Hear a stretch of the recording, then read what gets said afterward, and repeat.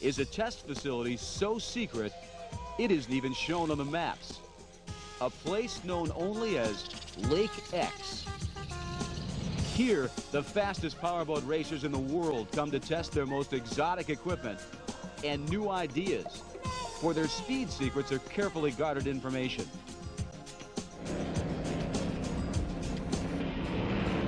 One of the fastest men on water is Reggie Fountain. So VMAX turned to Reggie to find out just what it takes to go fast in an offshore powerboat. Not since the legendary Don Arano has one man so successfully designed, built, and raced his own boats. Reggie now heads a multi-million-dollar corporation that builds some of the very fastest speedboats in all the world.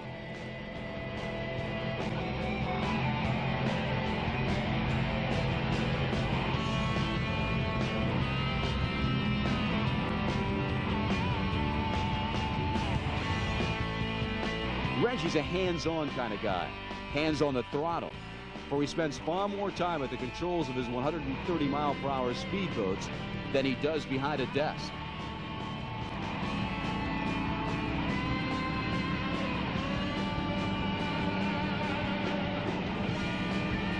Reggie's approach to driving a boat fast begins with a very simple idea. Well, the more you get the boat up out of the water and into the air, the faster the boat will generally run. Water hydrodynamically poses much greater resistance for high speed than does the air. So the more the boat is piercing the air as opposed to the water, the faster the boat's going to be. The downside of that is that it takes a lot of horsepower and a lot of money to get you up there in some cases. If you're up on the top of the water, depending on how rough the water is, the boat might tend to be quite a bit rougher than if you're knifing through the water.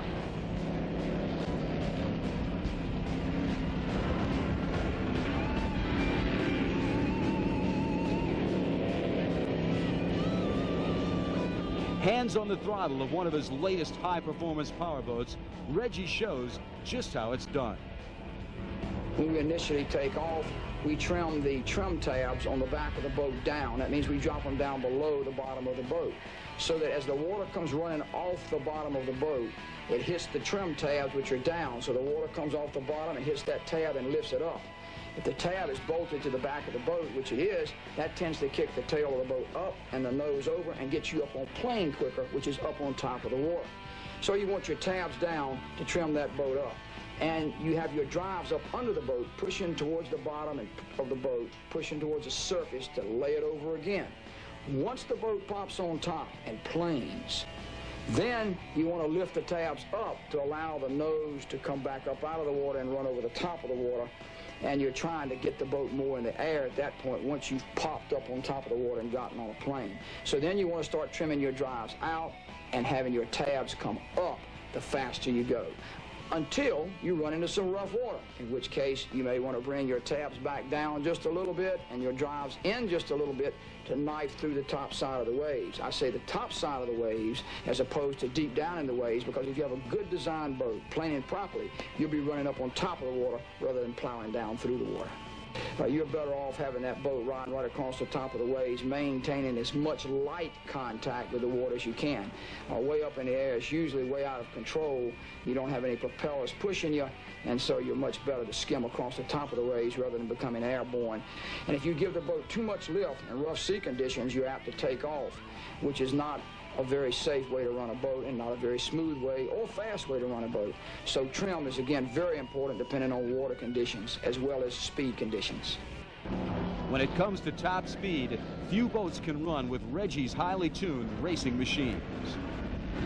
The top speed of our racing boats are both our twin-engine manufacturer's V-bottom boat, which is basically an open-class boat, and our triple-engine super boat, both run in the neighborhood of 120 miles an hour. This boat will run from 80 to 100 miles an hour in 3.7 seconds. In our racing boats, we normally have more than one person running the boat.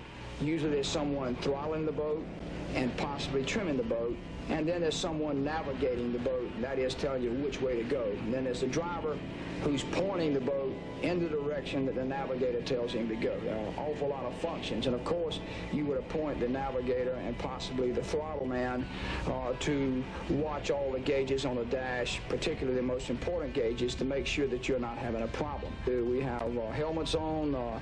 We can talk back and forth freely to each other. How's everything looking good? 100 miles an hour, 5,000. He can't even catch out. Trying to slow down and wait for him. I was 110 for you now. You were hauled up, son. How we look on our temperature? Everybody looking good. We're about 112 or 14. How many RPMs are we turning? First of all, but it's got some awesome acceleration, ain't it?